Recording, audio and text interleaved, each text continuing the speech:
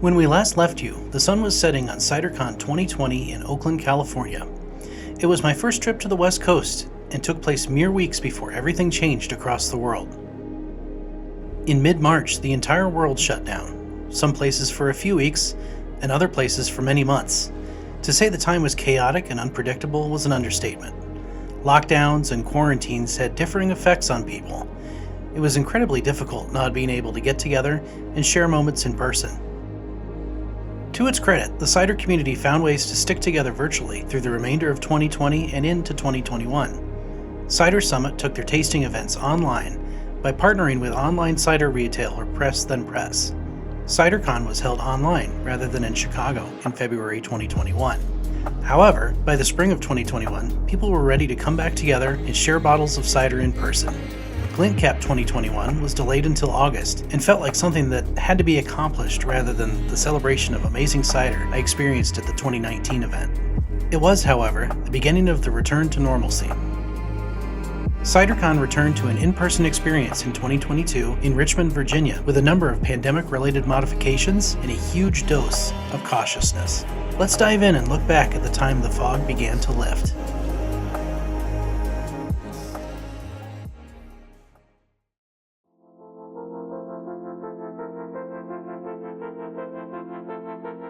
My name is Jay Cooper, and I'm the CEO and founder of Cider Finder, an app designed to bring cider makers and enthusiasts a little bit closer. I'm on a journey around the United States to meet cider makers, visit cideries, find fans of hard cider, and learn as much as I can about one of the strongest segments of the alcohol industry in this country. Come along with me on my travels from coast to coast as I attend the biggest events in hard cider in America to learn as much as I can about the industry and all of the steps between fruit on tree and liquid in bottle. There's a lot more going on behind the curtain than you realize. I'm on a quest to learn everything I possibly can and become the Cider Finder.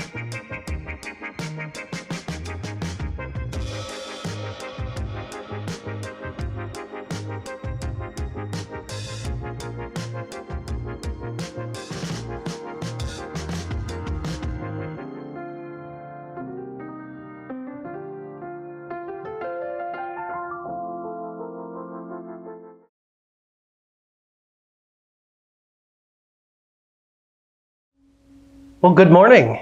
It's my first full day here in Richmond, Virginia for CiderCon 2022. Yes, it's finally back in person. It's finally off the internet.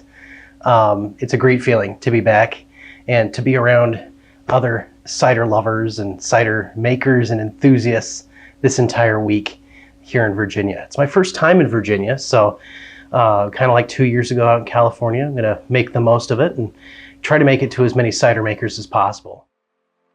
After arriving in Richmond late due to flight delays, it was an early morning on a tour bus heading west into the mountains for the Albemarle County Cider Tour. We were set to visit 3 different cider makers: Castle Hill Cider, Potter's Craft Cider, and Albemarle Cider Works. I wasn't familiar with the first 2 prior to my visit, but I'd had plenty of Albemarle cider from my experience previously at GlintCap, a competition where Albemarle Cider Works enters several ciders each year, and their cider maker serves behind the scenes. Our first stop was Castle Hill Cider, an orchard and cidery set in a picturesque valley northeast of Charlottesville. The group was shuttled from the tour bus into the main building on the property, which contained the tasting room, a large event space, and some office space. Our group was led into the event space to sample nearly the entire line of products in Castle Hill's inventory, including their own Pommeau. My favorite cider from Castle Hill was called Serendipity, a blend of Harrison and Black Twig apples grown on site in the Castle Hill orchards. After sampling, we got a chance to check out the Quavery, buried a few hundred feet from the tasting room. These clay vessels from Georgia and Eastern Europe are used to age some of their ciders and gives the ciders aged in them a unique, slightly earthy note that complements the apples used in the ciders. After a short walk outside, we were back on the bus and heading to the next stop, Potter's Craft Cider. Potter's was located in an old church building perched on the top of a mountain. The bus led us off at the bottom of the hill, and it was up to the group to scale the hill for cider refreshment. When the group reached the summit and went inside, we were greeted by a large tap room and a wide selection of bottles and cans for sale. They had an impressive selection of ciders on tap and were willing to open nearly every canned or bottled option for tasting as well. Our group found seats in the tasting room and were presented with a sample of cider and a charcuterie box for lunch. I'd had breakfast pretty early that morning, so food was a welcome sight and helped line the gut for sampling at Potter's and our next stop. Potter's was the only cidery of the three we visited that didn't lean heavily into dry, single varietal ciders, which I enjoyed. After the sample we were given by staff was gone, I opted to get a flight from the bar. There were so many ciders to choose from, so I got a nice variety of different flavors to try so I could get the best sampling experience possible. The floral and citrusy ciders are usually my go-to varieties, and Potter's didn't disappoint. If we had visited in the fall rather than the winter, the outdoor patio would have been perfect to complement these ciders. I could have spent hours at Potter's, but we soon had to board the bus to get to our next stop. Our next and final stop of the tour was Albemarle Cider Works, one of the oldest continually operating cideries in Virginia. Like Castle Hill, Albemarle Cider Works grows the apples they use in their ciders in their on-site orchard. Albemarle focuses mainly on single varietal ciders, producing ciders with only one type of apple, as opposed to most ciders, which are blends of multiple apple varieties. The group was split in half. My group went into the tasting room first, while the other half walked over to the on-site production facility. We were able to sample several of Albemarle's ciders and warm up by the fireplace. They had award-winning ciders on display and, as with the other two stops, had bottles for sale. After 30 minutes, the group switched, and I was able to check out the production facility. It was pretty awesome seeing everything from the massive cider press to the tanks and the bottling machines. When we visited, the tanks were full of fermenting cider, not yet ready for bottling.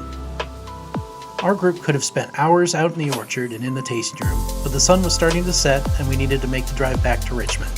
I had a bottle or pack of cans from each stop in the small cooler I brought along. Goodies to take home and enjoy after the trip. And so now today, it's always kind of a weird day off in between the tours and the real meat of the convention on Thursday and Friday. So today is just kind of a planning day to figure out what I'm going to be doing the rest of the week, looking through the schedule that CiderCon has provided, see which people actually made it due to COVID restrictions. I know a lot of people either weren't able to make it because, especially the folks from other countries, weren't able to make it because of all the restrictions due to COVID-19. Some people in the States chose not to come due to health reasons, or I heard on the tour that some people had to cancel last minute because they came down with the virus. So stuff happens. So it's unfortunate. So it's, at this point, probably not the best to try to plan ahead a ton. I usually spend Wednesday planning for the rest of the convention and doing a bit of sightseeing. You might as well enjoy the city you're visiting if you have some downtime. I also try to make it to as many local cideries as possible, if they are within walking distance or just a short ride share away. There was one such tasting room open Wednesday afternoon, just a few blocks from my hotel, Bryant's Hard Cider. The tasting room was tucked in a small storefront and only had a few seats, so I grabbed one of the stools and checked out the menu. They offered flights, so I was able to try every cider available between a flight of 3 followed by a flight of 4. I had a great chat with the staff and got to see some of their production equipment tucked into the back room. I was only able to spend a couple of hours there because the cider share started at the end of the afternoon. The cider share was split into 2 sessions due to the social distancing rules at the time. I actually thought it made the experience a bit more enjoyable, not having to fight through throngs of people just to sample cider. It really was the opposite of the hallway experience just 2 years prior in Oakland. Like every CiderCon, I picked one ticketed tasting per day. On Thursday, I opted for the cider and food pairing session called Creating Consumer Excitement with Food Pairing Suggestions. I had done one of these before where cider was paired with different dishes. This version of the event involved 4 different ciders, but instead of the different dishes, we were given a box with a hodgepodge of crackers, cheeses, vegetables, and other assorted flavors. The task was to examine how different ciders interacted with foods and seasonings that utilized different taste buds, so that cider tap rooms could pair their ciders with appropriate foods. I feel like I learned more from this session than the previous one with dishes already prepared. My other tasting session involved southern cider apples, since we were technically in the South for this CiderCon. There were 2 rounds of 3 ciders each in this tasting, grouped together specifically to compare and contrast the locations throughout the South where the cider apples were grown and the ciders were made. I recognized a couple of the cider makers, but I was glad we were trying ciders from makers who I hadn't had a chance to try previously. Tasting options weren't limited to southern cider makers. As usual, the Michigan Cider Association had a trailer of cider parked in the middle of the trade show exhibit hall, stocked with a great selection of beverages. Not to be outdone, the Virginia Cider Association set their trailer up directly across from the Michigan trailer. It was fun going back and forth gathering samples and chatting with friends in the networking area. The New York Cider Association also had a random pop-up event in the exhibit hall with about a dozen cider makers setting up tables and giving out samples to those who attended. After the official convention wrapped up, there was a pizza party and one last cider pop-up event at a local restaurant in a converted service station. By this point, people had kind of given up on the masking and social distancing farce, as we were crammed shoulder to shoulder both inside the building and out in the parking lot, trying to avoid the occasional rain shower that evening. The cider and conversation flowed late into the night, as this pop-up event almost felt like the Cider Share in 2020. This specific pop-up felt like an amazing return to normalcy after 2 long years.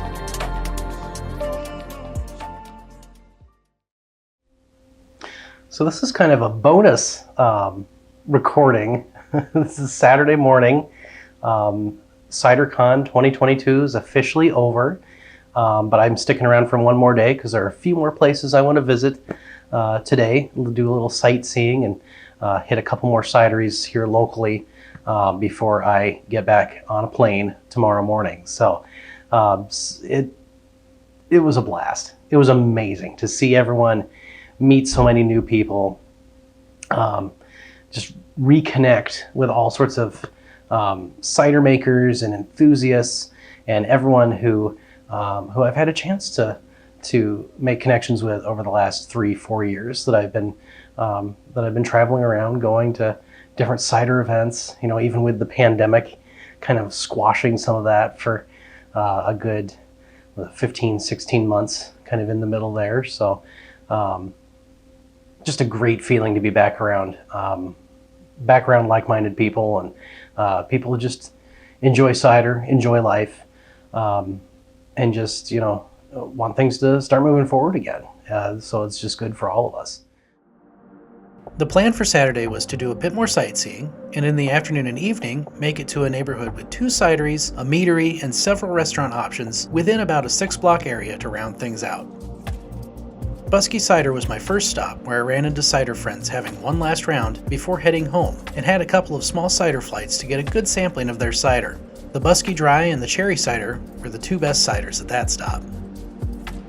After that, I walked around the corner to Blue Bee Cider, a location where I'd stopped with a large group earlier in the week, but only had one cider while I was there.